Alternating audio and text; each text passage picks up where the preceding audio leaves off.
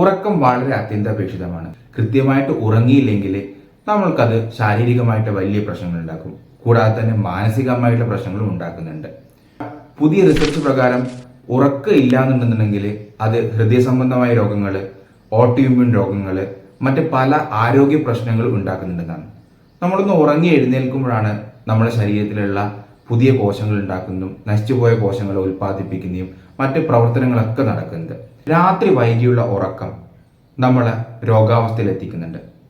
ഇപ്പോൾ കാണുന്ന അമിതമായിട്ടുള്ള രക്തസമ്മർദ്ദം, ഹൃദയ സംബന്ധമായ രോഗങ്ങൾ, പ്രമേഹം പോലുള്ള രോഗങ്ങളിലേക്ക് ഇത്രയധികം ജനങ്ങൾ എത്താനുള്ള കാരണം ഈ കൃത്യമായിട്ടുള്ള ഉറക്കമില്ലായ്മയാണ്. തിരക്കിട്ട ജീവിതത്തിനിടയിൽ നമ്മൾ ഉറങ്ങാൻ മറന്നു പോവുകയാണ്. അങ്ങനെ ഉറങ്ങാൻ മറന്നു പോകുമ്പോൾ നമ്മൾ നമ്മളെ തന്നെ മറന്നു പോവുകയാണ്. അതുകൊണ്ടാണ് ആയുർവേദം ഉറക്കത്തിന് വളരെ പ്രാധാന്യം നൽകിയിട്ടുള്ളത്. ആയുർവേദം ഉറക്കത്തെ എത്രയോ ഉപസ്തമമായിട്ടാണ് പറയുന്നത്. ഉപസ്തമം എന്ന് പറഞ്ഞാൽ തൂണ് എന്നാണ് അർത്ഥം. ഒരു കെട്ടിടത്തെ ഒരു തൂണ് എങ്ങനെ താങ്ങി നിർത്തുന്നോ അതുപോലെ തന്നെയാണ് നമ്മുടെ ജീവിതത്തെ ഈ ഉറക്കം എന്ന തൂണ് താങ്ങി നിർത്തുന്നത്. ഉറക്കം കൂടാതെ ആഹാരം, മൈഥുനം എന്നിവയാണ് മറ്റ് രണ്ട് തൂണുകൾ. ഈ 3 തൂണുകളാണ് നമ്മളെ ആരോഗ്യത്തെ സംരക്ഷിക്കുന്നത്. ഇതിൽ ഏതെങ്കിലും ഒരു തൂണിന് ഏതെങ്കിലും തരത്തിലുള്ള പ്രശ്നങ്ങൾ സംഭവിച്ചു കഴിഞ്ഞാൽ നമ്മളത് അനാരോഗ്യത്തിലേക്ക് എത്തിക്കുമെന്ന് ആയുർവേദം പറയുന്നു. ഉറക്കത്തിന് അത്രയധികം ഇമ്പോർട്ടൻസ് ആയുർവേദം നൽകിയിട്ടുണ്ട്. കൃത്യമായിട്ട് ഉറങ്ങാനും കൃത്യമായിട്ട് ഉണരാനും വേണ്ടിയിട്ടാണ് പറയുന്നത്. ഉറങ്ങുന്നതിന് മുമ്പ് ഏതൊക്കെ ആഹാരങ്ങൾ കഴിക്കണം, ഉറങ്ങുന്നതിന് മുമ്പ് എന്തൊക്കെ കാര്യങ്ങൾ ചെയ്യണം എന്നിവയൊക്കെ ആയുർവേദം കൃത്യമായിട്ട് പറഞ്ഞിട്ടുണ്ട്.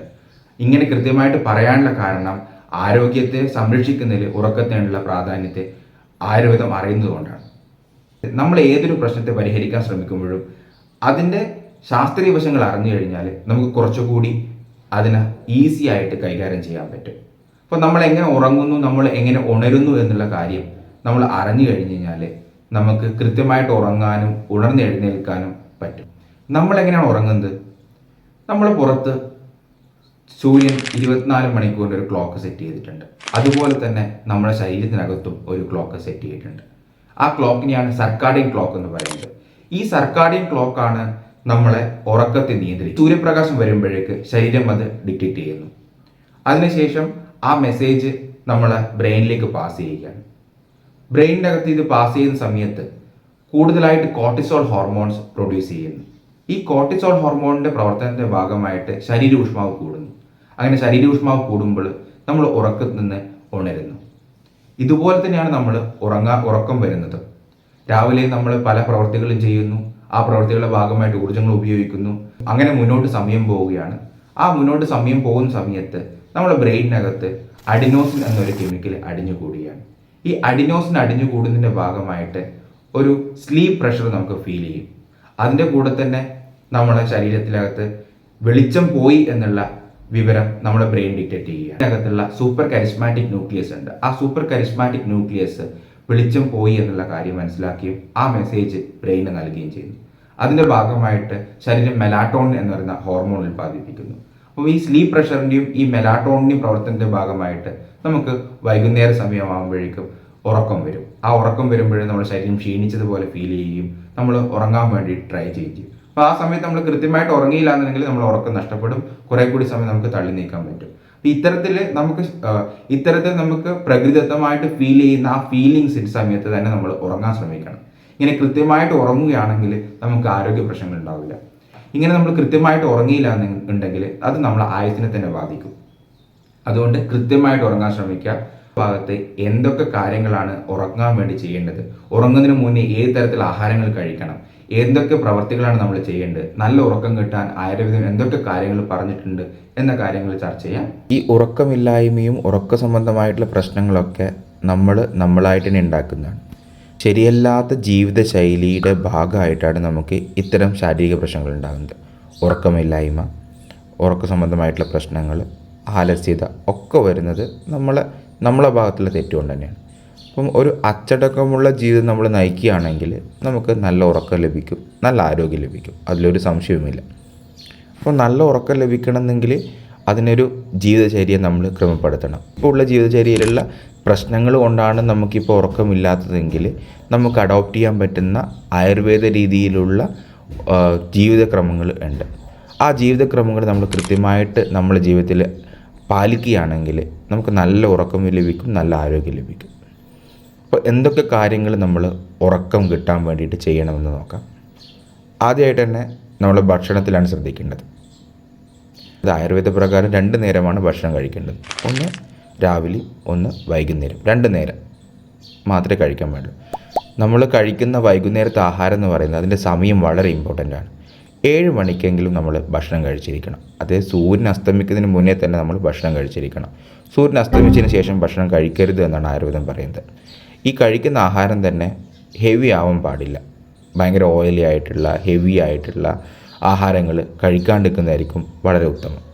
ആ സമയത്ത് ലഘുവായിട്ടുള്ള, ഈസി ആയിട്ട് ഡൈജസ്റ്റ് ആവുന്ന ആഹാരങ്ങൾ കഴിക്കുക. ആ കഴിക്കുന്ന ആഹാരം തന്നെ ഉച്ചക്ക് കഴിക്കുന്ന ആഹാരത്തിൻ്റെ പകുതി ആയിരിക്കണം വൈകുന്നേരം കഴിക്കുന്ന ആഹാരം. അപ്പോൾ അതിൻ്റെ ക്വാണ്ടിറ്റി നമ്മൾ തീരുമാനിച്ചിട്ടിരിക്കണം. അതിൻ്റെ ചെറിയ ക്വാണ്ടിറ്റിയിൽ ആഹാരം കഴിക്കേണ്ട ആവശ്യമുള്ളൂ. ആ കഴിക്കുന്ന ആഹാരം തന്നെ ഹെവി ആയിട്ടുള്ള ആഹാരം ആവേണ്ട താനും. ഈ കഴിക്കുന്ന ആഹാരത്തിൻ്റെ അകത്ത് പ്രോട്ടീൻ ഉണ്ടായിരിക്കണം, കാർബോഹൈഡ്രേറ്റ് ഉണ്ടായിരിക്കണം, വിറ്റാമിൻസ് ഉണ്ടായിരിക്കണം, മിനറൽസ് ഉണ്ടാവണം. അങ്ങനെ ഒരു കോമ്പിനേഷൻ ഓഫ് ആഹാരമായിരിക്കണം നമ്മൾ കഴിക്കേണ്ടത്. ആ കഴിക്കുന്ന ആഹാരം എപ്പോഴും ലൈറ്റ് ആയിരിക്കണം, ചെറിയ ക്വാണ്ടിറ്റി ആയിരിക്കണം. അതാണ് ആഹാരത്തിൽ ശ്രദ്ധിക്കേണ്ട കാര്യം. ഈ ആഹാരം നമ്മൾ നേരത്തെ കഴിച്ചു കഴിഞ്ഞാൽ ഒട്ടനവധി ഗുണങ്ങൾ നമുക്ക് ഉണ്ട്. നമ്മൾ നേരത്തെ ആഹാരം കഴിക്കുന്നതിൻ്റെ ഭാഗമായിട്ട് നമ്മുടെ ശരീരത്തിൻ്റെ ഭാരം ക്രമപ്പെടുത്താനും പ്രമേഹം പോലെ രോഗം വരാതിരിക്കാനും. അപ്പോൾ അത് നമ്മൾ നേരത്തെ ആഹാരം കഴിക്കുന്നതിൻ്റെ ഗുണങ്ങളാണ്. അപ്പോൾ ഒന്നാമത്തെ കാര്യം എന്ന് വെച്ചാൽ നമ്മൾ നേരത്തെ ആഹാരം കഴിക്കുക, അത് ഇങ്ങനെ ലഘുവായിട്ടുള്ള ആഹാരം കഴിക്കുക.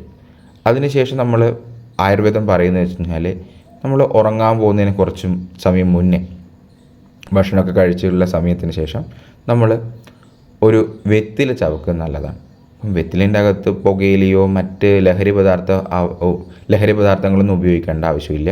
അതിൻ്റെ അകത്ത്, വെറ്റിലേൻ്റെ അകത്ത് ജീരകം പോലെയുള്ള ദഹനത്തിന് സഹായിക്കുന്ന മെലാറ്റോണിൻ ഹോർമോൺ ഉൽപ്പാദിപ്പിക്കുന്ന വിധത്തിലുള്ള മരുന്നുകൾ, ഔഷധങ്ങൾ യൂസ് ചെയ്തിട്ട് നമ്മൾ വെറ്റില ചവക്കുക. വെറ്റില ചവക്കുന്നത് വളരെ നല്ലതാണ്. വെറ്റിലിൻ്റെ അകത്ത് ജീരകം പോലുള്ള ഔഷധങ്ങൾ ചേർത്തിട്ട് വെറ്റില ചവക്കുക. അപ്പം ഇങ്ങനെ വെറ്റില ചവച്ചതിന് ശേഷം നമ്മൾ ഉറങ്ങുന്നതിന് മുന്നേ ഒരു ചെറിയ കുളി നടത്തുക. ചൂടുവെള്ളത്തിൽ കുളിക്കുന്നത് നല്ലതാണ്. ആ കുളി നമ്മളെ മെലാറ്റോണിൻ ഹോർമോൺ പ്രൊഡ്യൂസ് ചെയ്യാൻ ഹെൽപ്പ് ചെയ്യും. ആ മെലാറ്റോണിൻ ഹോർമോൺ കൂടുതലായിട്ട് പ്രൊഡ്യൂസ് ചെയ്യാൻ ഈ കുളി വളരെ നല്ലതാണ്. കുളിച്ചതിന് ശേഷം കണ്ണ് നമ്മൾ തണുത്ത വെള്ളം കൊണ്ട് ചെറുതായിട്ട് മസാജ് ചെയ്യുക. ഇത് നമ്മുടെ ശരീരത്തിനകത്ത് മെലാറ്റോണിൻ ഹോർമോൺ കൂടുതലായിട്ട് ഉൽപ്പാദിപ്പിക്കാൻ ഹെൽപ്പ് ചെയ്യുന്നുണ്ട്. അത് കഴിഞ്ഞതിന് ശേഷം നമ്മൾ ചെയ്യേണ്ടതെന്ന് വെച്ച് കഴിഞ്ഞാൽ നമ്മൾ റൂം അറേഞ്ച് ചെയ്യുക എന്നുള്ളതാണ്.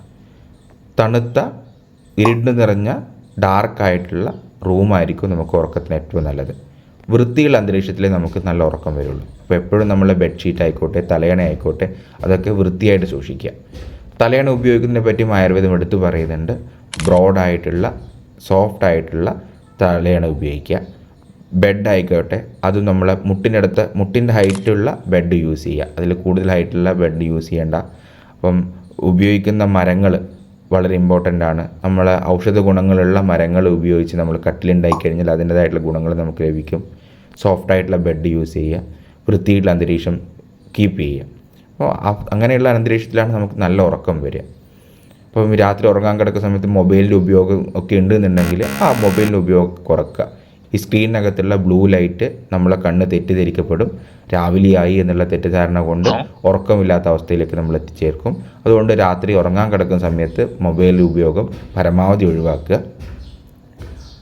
അത് കഴിഞ്ഞതിന് ശേഷം ഒരു മെഡിറ്റേഷൻ കൂടി ആയുർവേദം പറയുന്നുണ്ട്. അതിനിപ്പോൾ ഉള്ള മൈൻഡ്ഫുൾ മെഡിറ്റേഷനുമായിട്ട് നമുക്ക് കോറിലേറ്റ് ചെയ്യാൻ പറ്റും. അത് ഭാവപ്രകാശ ഗ്രന്ഥത്തിൽ കൃത്യമായിട്ട് പറഞ്ഞിട്ടുണ്ട്. ഉറങ്ങുന്നതിന് മുന്നേ നമ്മൾ കംഫർട്ടായിട്ട് നമ്മളെ ബെഡിൽ ഇരിക്കുക. വളരെ സിമ്പിളായിട്ടുള്ളൊരു മെഡിറ്റേഷനാണ്. ആദ്യം നമ്മൾ 8 പ്രാവശ്യം ശ്വാസം എടുക്കുക. ഡീപ്പായിട്ട് ശ്വാസം എടുക്കുക 8 പ്രാവശ്യം. അത് തല മേലോട്ട് ഉയർത്തി വെച്ചിട്ട് 8 പ്രാവശ്യം ശ്വാസം എടുക്കുക. അത് കഴിഞ്ഞതിന് ശേഷം 16 പ്രാവശ്യം റൈറ്റ് സൈഡിലേക്ക് തിരിഞ്ഞിരുന്ന് 16 പ്രാവശ്യം ശ്വാസം എടുക്കുക. അത് കഴിഞ്ഞ ശേഷം ലെഫ്റ്റ് സൈഡിലേക്ക് തിരിഞ്ഞിരുന്ന് 32 പ്രാവശ്യം ശ്വാസം എടുക്കുക. ഇങ്ങനെ 8, 16, 32 ക്രമത്തിൽ നമ്മൾ ശ്വാസം എടുക്കുക. ഈ ശ്വാസം എടുക്കുന്ന സമയത്ത് ശ്വാസത്തിൽ മാത്രം ശ്രദ്ധിക്കുക, മറ്റു കാര്യത്തിലൊന്നും ശ്രദ്ധിക്കാണ്ടിരിക്കുക. ശ്വാസം കൃത്യമായിട്ട് വലിച്ചെടുക്കുക, ശ്വാസം കൃത്യമായിട്ട് പുറത്തേക്ക് വിടുക. ഇത്തരത്തിൽ നമ്മൾ ശ്വാസത്തിൽ മാത്രം ശ്രദ്ധിച്ചിട്ട് ഈ ശ്വാസക്രമം ക്രമീകരിച്ച് എക്സസൈസ് ചെയ്യുമ്പോൾ നമുക്ക് പലതരത്തിലുള്ള തോട്ട് പ്രോസസ് ഉണ്ടാവും. ആ തോട്ട് പ്രോസസ്സൊക്കെ ബ്രേക്ക് ചെയ്ത് ഈ ശ്വാസത്തിൽ മാത്രം ശ്രദ്ധിച്ചുകൊണ്ടിരിക്കുക.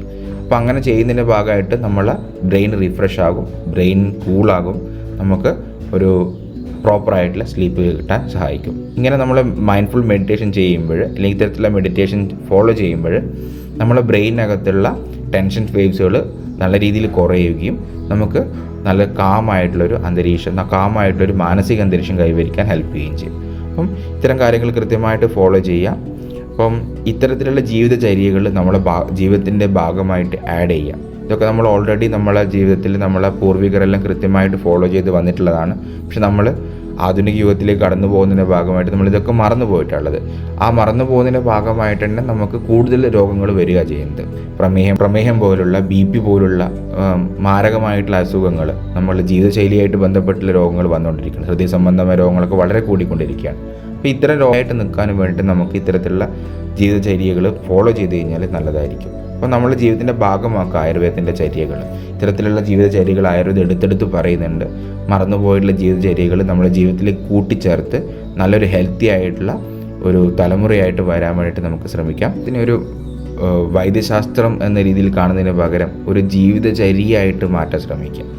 ആ ജീവിതചര്യ നമ്മുടെ ജീവിതത്തിലേക്ക് അഡോപ്റ്റ് ചെയ്തിട്ട് നമുക്ക് മരുന്നില്ലാതെ തന്നെ നമുക്ക് ഹെൽത്തി ആയിട്ട് നിൽക്കാനുള്ള വിധം ആയുർവേദം പറഞ്ഞിട്ടുണ്ട്. ആ വിധങ്ങൾ, അത്തരത്തിലുള്ള കാര്യങ്ങൾ നമ്മൾ കൃത്യമായിട്ട് ഫോളോ ചെയ്തിട്ട് ഹെൽത്തി ആയിട്ട്